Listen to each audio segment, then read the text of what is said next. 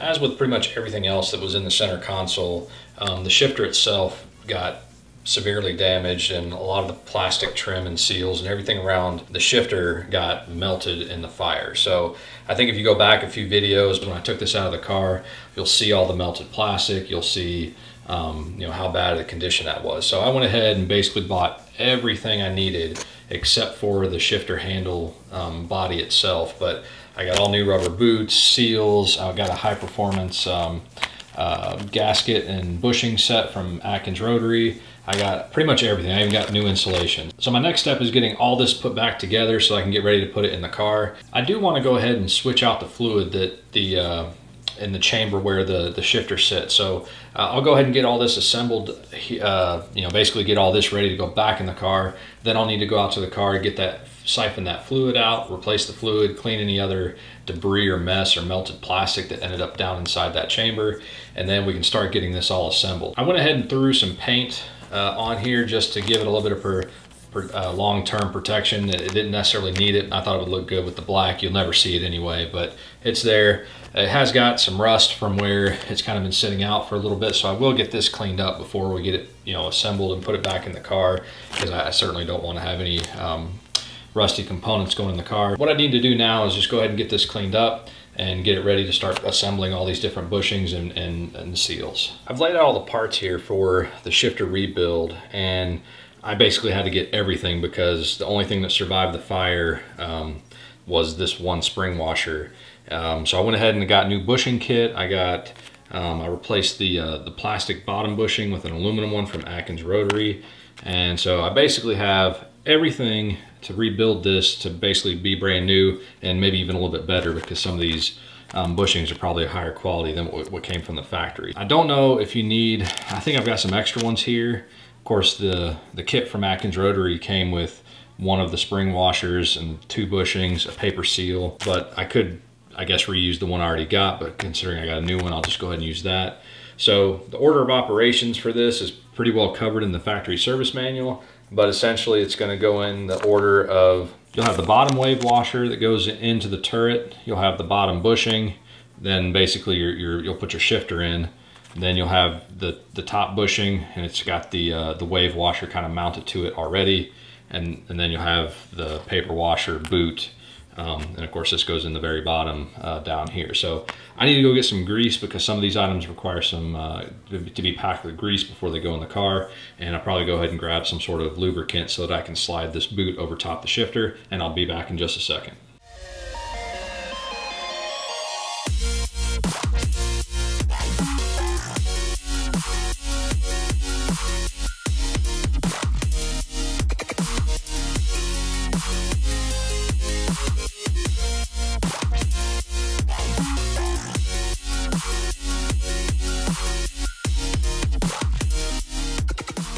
So that's really straightforward.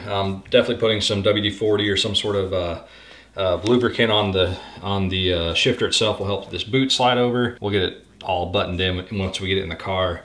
And then really these pieces will go into the turret itself. And then of course I got extra paper seal. I'll pack more grease into this. I just didn't want to make a big mess right now, because it is a little bit kind of notchy. I'll put some grease on the outside of this as well. I'll just go ahead and pack a bunch more in there as we set it into the transmission. So that completes this part, at least for now. So the only other thing I need to do before this pops into the car is go clean the turret. There's a good chance, because there was so much fire damage that melted things down into the shifter, there's a good chance that there's plastic debris and who knows what else inside that turret. Plus I want to go ahead and swap out that fluid. So I'm gonna take you out to the garage and I'll show you that real quick.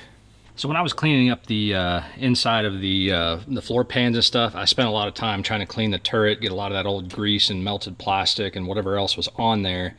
So I think it's pretty clean. I scrubbed it pretty well, so it's good to go, I think. But there is still the old fluid in there, and there's probably still a little bit of debris. So for the most part, I'm just going to use a cheap turkey baster thingy to try to get as much of the fluid out as I can. And I've got various picks in case there's things in there I need to get out. And then I'll probably get some like Q-tips and cotton swabs, try to get all that debris out that I kind of see around the lip there. I'll try to extract as much as I can. What I don't, I may just try to soak up with some like paper towels or something like that, but I'll just collect it in this throwaway container. So that's what I'm gonna be doing for the next 15 minutes. But before I do anything, I'm gonna go get a piece of plastic and put it over this area because I definitely don't want to mess up my new carpet. So I'm gonna go see if I can probably just get an old trash bag and cut it out and put it over top that, and then start extracting the fluid out of the turret.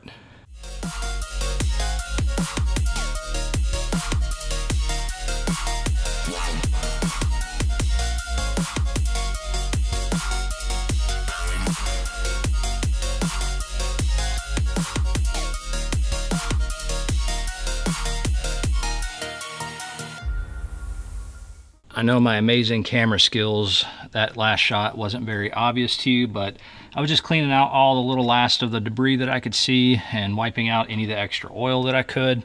And I ended up getting out probably 2.5, maybe 3 ounces of oil. And the stuff I took off the top looked relatively clean, but then as I got down into the bottom, I don't know if the camera will pick that up, but there was lots of sludge. So definitely time to get that replaced. And I just happen to have one of these. I have a saltwater fish tank, and so I always have lots of these little things for mixing chemicals, but this was perfect for getting down into all the little nooks and crannies to suck the last of the fluid out. And then that's where I was really picking up a lot of the extra debris. For the most part, it just looked like, you know, the stuff that had melted and fallen down in there. I didn't get any like hard chunks, but most of it was just some soft, blackish stuff. I have about a half a bottle of Royal Purple 75W90 gear oil. That's the type of oil that you need to use, but I'm just going to use this because that's what I don't know if I have anything else to use it for right now. So the factory service manual says that it requires, I think it's like 2.7 to 3.2 fluid ounces of gear oil. I'm going to assume I didn't get all of it out, so I'll probably play it on the safe side and maybe do 2.5, 2.6 fluid ounces of the Royal Purple back into the turret. And in case anybody's wondering, the oil that's in the turret never sees the oil that's actually in the transmission. They're two separate compartments. So, you know, you can't fill the transmission up through the turret, and you can't drain it through the main transmission. So, and siphoning it out is about the only way to get it out from the turret. But anyway, this was some nasty fluid, so I'm gonna go ahead and measure out 2.5-ish ounces of new fluid and put that in the turret, and then I'm gonna go grab the shifter and we can start assembling it back into the car. And for all my metric friends, that's about 80 to 95 milliliters. And actually my measuring cup has milliliters, so I just have a skosh over 80 of the fluid. So I'll just go ahead and dump that in here.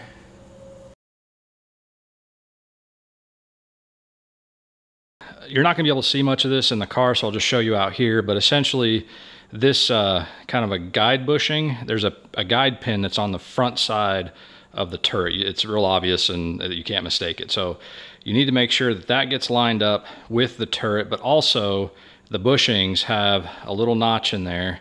Might be easier to show you on this one.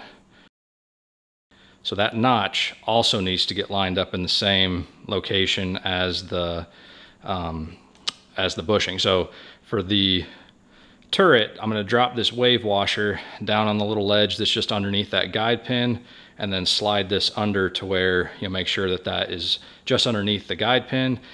Put my paper bushing on, and then I should be able to just drop this whole thing in and bolt it down. So again, you really won't be able to see much, so I'm not going to show it to you, but I'll check in after I'm done. And I did go ahead and get all the grease packed around the lower bushing, and so that'll hopefully should just drop right in. I might have to twist the this boot around a little bit to get the holes lined up. Otherwise, this is ready to go back in the car. I did want to mention something before I put the shifter in that may be useful to somebody else. So the bushing is like a hard rubber.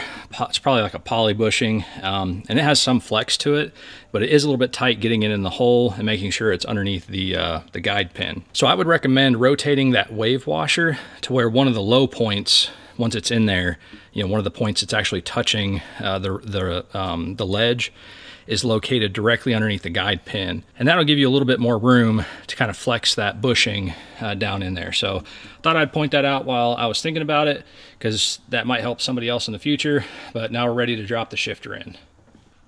All right, so there was no issue getting that in. It feels, I mean, there's a little bit of play, but it feels pretty tight too. But it's not until we probably drive a little bit and break it in that it will really notice how different it is. So the last thing I need to do is get the rubber boot on and the insulator. And with my car, I'll probably have to do some fiddling because my insulation and the wiring that I've got. So looks like maybe I just need to clear some of this insulation off back here. So I'm going to test that out and get my wires out of the way, and then I'll drop this on. But basically this is going to be 3 separate pieces. There's kind of like an outer boot, which is actually, there's 2 pieces there. I won't take them apart, but there's 2 pieces there. And then you've got the inner boot, and mine's actually a little bit dirty, so I'll wipe this off before I put it in the car. But let me get some of this insulation out of the way, and then we'll go ahead and get all this installed. So I got the excess insulation out of the way and pulled my wires loose. So I went ahead and sprayed a little bit of silicone lubricant on the shifter itself to help this boot slide down, and of course F for front. So now we should be able just to push this on. Of course, I'll have to use both hands because it's going to be a little bit tight. So it wasn't that difficult to get that pushed on with 2 hands, and I went ahead and got the nuts put back on. And definitely don't push it down too far, because you'll definitely be taking this off and putting it back on, because it'll eventually slip off the shaft of the shifter. So last thing I gotta do is get these boots over top, no big deal, in the insulation, and that'll wrap that up. The next thing we should do is probably deal with this e-brake. I do have a new cable because this one was burnt up pretty bad in the fire. So I need to replace that before I put the e-brake on, or at least the handle, so that I can access that. I'll need to lift the car up in order to access that and swap those cables out. So for now, what I'll do is I'll just go ahead and focus on cleaning up the center console and putting in the new leather shift boot that matches the e-brake. So there she is, completed with the insulation on. And so now let's go work on that center console. Because I have a lot I need to cover with the center console, I'm going to go ahead and cut this video right here so that it doesn't run on too long. And the next video will definitely cover everything we need to do to that center console, which includes basically complete disassembly and cleaning it up, replacing the shift boot, because I got an Alcantara shift boot that matches the e-brake handle. And I'm really surprised I was able to just drive the car with the way that shifter was when I got it, because it was just bunk. It had broken pieces, it was melted, it was really bad.